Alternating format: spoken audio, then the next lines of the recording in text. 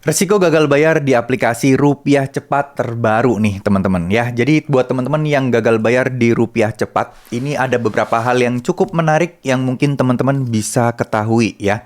Jadi Rupiah Cepat ini merupakan salah satu pinjol legal di mana ya kalau kita tahu Rupiah Cepat ini memang cukup terkenal ya, nasabahnya cukup banyak juga.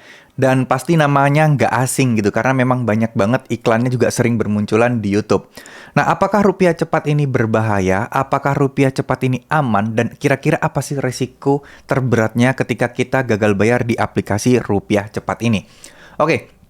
Jadi kalau kita ngomongin soal Rupiah Cepat, tentu saja ada beberapa hal yang teman-teman harus ketahui, dan poin yang paling penting di sini adalah apakah Rupiah Cepat itu punya DC lapangan atau Rupiah Cepat itu masuk Slik OJK. Udah, dua pertanyaan ini udah pasti jadi template dan ditanyakan oleh semua orang. Mungkin saya sudah sering membahasnya, tapi mungkin ini baru teman-teman yang baru kali ini galbay di Rupiah Cepat mungkin membutuhkan informasi yang serupa. Oke. Jadi gini ya teman-teman ya, ketika kita telat bayar di Rupiah Cepat, resiko pertama kali yang akan kalian dapatkan adalah gangguan untuk penagihan. Mulai di telepon, terus kemudian mulai di SMS, di WA, di email, dan lain sebagainya.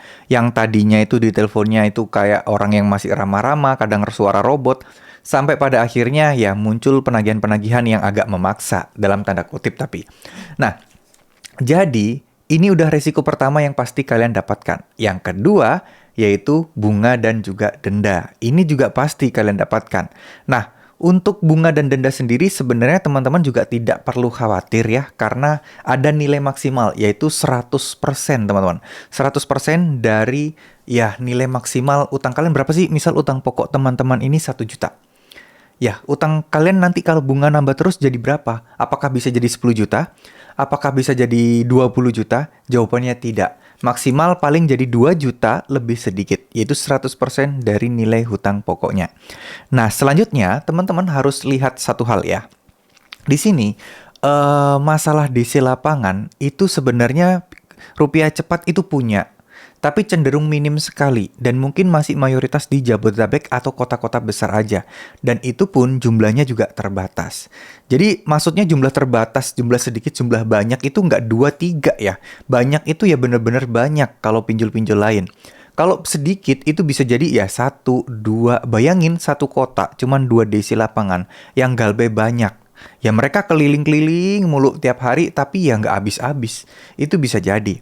Nah, kalau buat saya pribadi, apakah Rupiah Cepat punya DC lapangan? Punya, tapi nggak segencar, nggak sebanyak pihak pinjol-pinjol yang lain. Jadi saya boleh bilang nggak perlu terlalu dikhawatirkan soal DC dari Rupiah Cepat. Nah, pertanyaan selanjutnya adalah apakah ada Slik OJK-nya?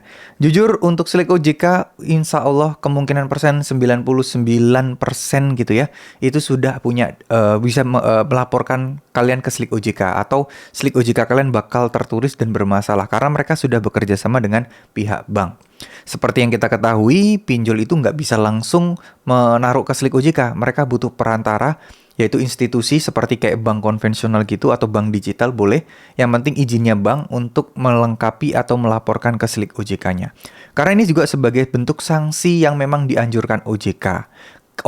Pinjol nggak boleh melakukan kekerasan, pinjol penagihannya juga harus wajar. Sanksi terberat buat nasabah galbay adalah Slik OJK.